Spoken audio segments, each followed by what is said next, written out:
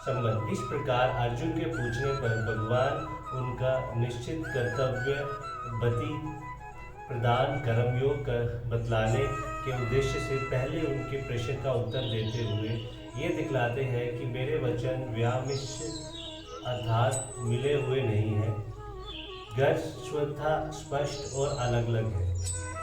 लोकसिम द्विधा निष्ठा पुरा प्रोक्ता मयानद ज्ञान योगेन सांख्ययाना कर्म योगेन योगिना। श्री भगवान बोले हैं, निष्पाप इस लोक में दो प्रकार की निष्ठा मेरे द्वारा पहले कही गई है। उनमें से सांख्य योगियों की निष्ठा तो ज्ञान योग से है और योगियों की निष्ठा कर्म योग से होती है। असीम लोक के पद किस लोक का वाचक है? असीम लोक के पद इस मनुष्य लोक का वाचक है, क्योंकि ज्ञान योग और कर्म योग इन दोनों साधनों में मनुष्य का ही अधिकार है। निष्ठा पद का क्या अर्थ है और इसके साथ द्विधि विशेषण देने का क्या भाव है? निष्ठा पद का अर्थात स्थिति है, उसके साथ द्विधा विशेषण देकर भगवान ये बात दिखलाए हैं कि प्रधानता से साधन की स्थिति के दो भेद होते हैं। एक स्थिति में तो मनुष्य आत्मा परमात्मा अभेद मानकर अपने ही भ्रम से अभी समझता है और दूसरे पर परमेश्वर को सर्व शक्तिमान संपूर्ण जगत के कर्ता हर्ता स्वामी तथा अपने को उनका आज्ञाकारी सेवक समझता है। प्रकृति से उत्पन्न संपूर्ण गुण ही गुणों में बरते रहते हैं। मेरा इनसे कुछ भी संबंध नहीं है, ऐसे समझकर मन इंद्रियाएं और शरीर द्वारा होने वाले समस्त क्रियाओं में कृतापन के अभिमान से स्वतः रहित हो जाना, किसी भी क्रिया में या उसके फल में किंचित मात्र भी अहंता ममता आस्तिक और कामना का ना रहना तथा सच्चिदानंद धन से अपने को अभिन्न समझकर निरंतर परमात्मा के स्वरूप में स्थित हो जाना अर्थात ब्रह्मभूत बन जाना, ये पहली निष्ठा है। इसका नाम ज्ञान निष्ठा है। इस स्थिति को प्राप्त हो जाने पर योगी हर्ष शोक और कामनाओं से अतीत हो जाता है, उसकी स्वयं समदृष्टि हो जाती है। उस समय वह संपूर्ण जगत को आत्मा में स्वपनवत कल्पित देखता है और आत्माओं को संपूर्ण जगत में व्यापक देखता है। इस निष्ठा या स्थिति का फल परमात्मा के स्वरूप यथार्थ ज्ञान है।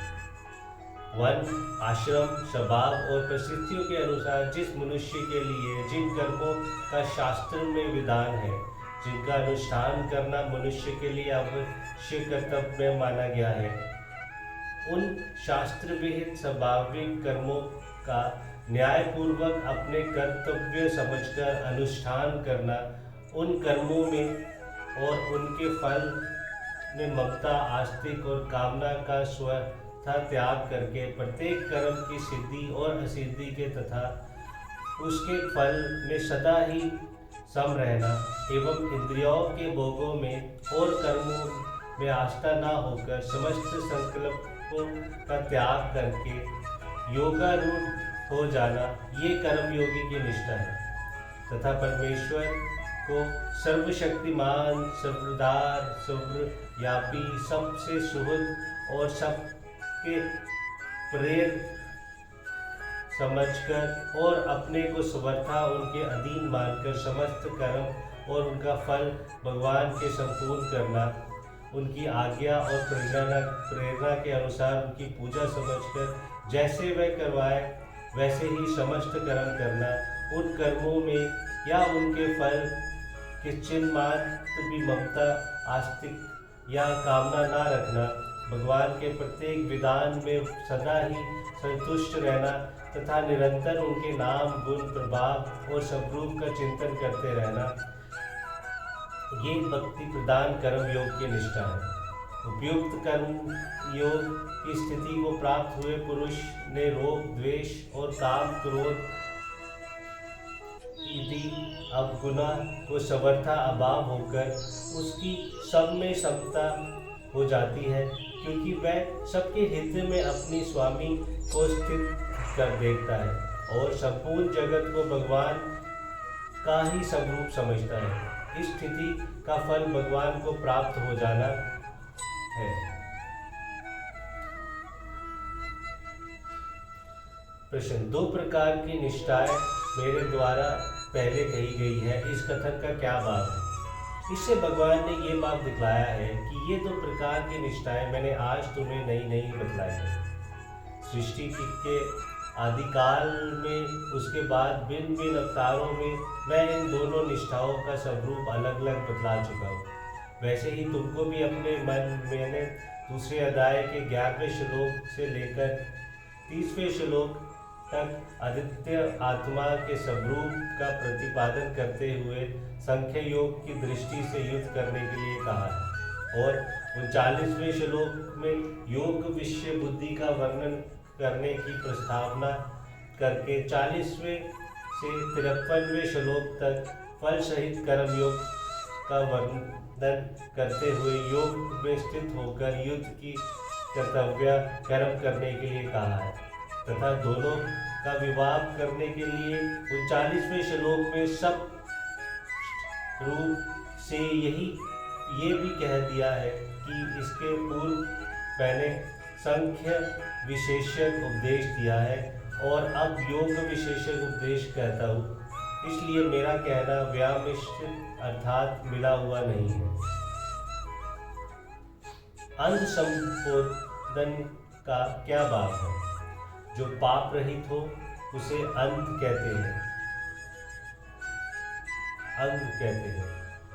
अर्जुन का अंग सनाम से संबोधित करके भगवान ने ये बात दिखलाया है कि जो पाप युक्त या पाप प्रयाण मनुष्य है वह तो इनमें से किसी भी निष्ठा को नहीं पा सकता, पर तुम पाप रहित हो, अंत इनको सहज ही प्राप्त कर सकते हो, इसलिए मैंने तुमको ये विषय सुनाया है। सांख्य योग की निष्ठा ज्ञान योग से और योगियों की कर्म योग से होती है, इस कथन का क्या भाव? इसे ये बात दिखलाया गया है कि उन दोनों प्रकार की निष्ठाओं में से जो सांख्य योगियों की निष्ठा है वह तो ज्ञान योग का साधन करते करते देह विमान का स्वतः नाश होने पर सिद्ध होती है, और जो कर्म योगी की निष्ठा है वह कर्म योग का साधन करते करते कर्मों में और उनके फल में ममता, आस्तिक और कामना का अभाव होकर सिद्धि अदिति से समतव होने पर होती है। उपयुक्त इन दोनों निष्ठाओं के अधिकारी पूर्व संस्कार, श्रद्धा और रुचि के अनुसार अलग अलग होते हैं और ये दोनों निष्ठाएं स्वतंत्र हैं। यदि कोई मनुष्य ज्ञान योग और कर्म योग दोनों का एक साथ संपादन करे तो उसकी कौन सी निष्ठा होती है? ये दोनों साधन परस्पर भिन्न है। एक ही मनुष्य एक काल में दोनों का साधन नहीं कर सकता, क्योंकि सांख्य योग के साधनों में आत्मा और परमात्मा में अभेद समझकर परमात्मा के निर्गुण निराकार सच्चिदानंद रूप का चिंतन किया जाता है, और कर्म योग में फल क्षति के त्याग पूर्वक कर्म करते हुए भगवान को सर्वव्यापी, सर्वशक्तिमान और सर्वेश्वर समझकर उनके नाम, गुण, प्रभाव और स्वरूप का उपासक भाव से चिंतन किया जाता है। इसलिए दोनों का अनुष्ठान एक साथ एक काल में एक ही मनुष्य के द्वारा नहीं किया जा सकता।